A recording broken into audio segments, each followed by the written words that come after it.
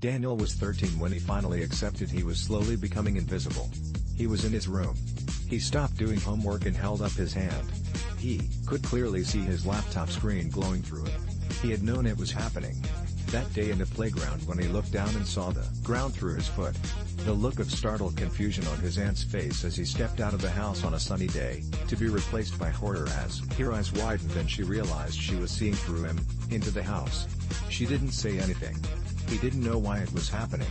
But, looking at his translucent hands, he knew soon he would be completely invisible. He googled and then he went to his parents' room.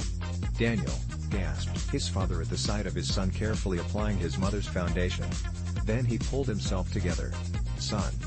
You have our full support." Daniel's parents quickly were happy to think their son was experimenting. Indeed, Daniel soon realized that this made him more interesting. His mother bought him his own makeup, and he learned to apply it. It is not actually a hard thing to do.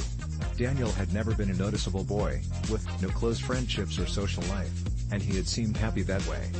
But as the word got out that he was questioning, people looked at him differently. A girl told him that he was brave, another asked him for his blush technique, and then somehow, he was dating Allison, a girl he had kind of liked, who as far as he knew had been unaware of his existence.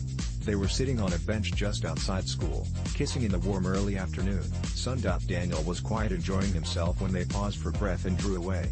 Allison opened her eyes, looked at him, her eyes widened like his aunt's. She drew her breath in sharply, and screamed. Daniel realized the kissing had wiped off his lipstick and foundation, and she was seeing right through his lips, by now fully invisible. But he had no idea what to do. Allison's screams attracted attention. In seconds, a swarm of kids gathered around. "Hey freak, you hurting her?" yelled out Callum, and without warning, he punched Daniel right in the mouth. Allison screamed again. Some adults joined the crowd: parents, teachers, the principal. Daniel wiped the scarlet blood from his face. The crowd fell horribly silent. "What the fuck?" muttered Callum. He reached out again, grabbed Daniel's head and rubbed his sleeve on Daniel's forehead. The sunlight shone through the invisible patches on Daniel's face, where the makeup was wiped off. Callum turned and looked at the principal, who nodded at him. Then the adults moved away, as did Allison and many of the kids.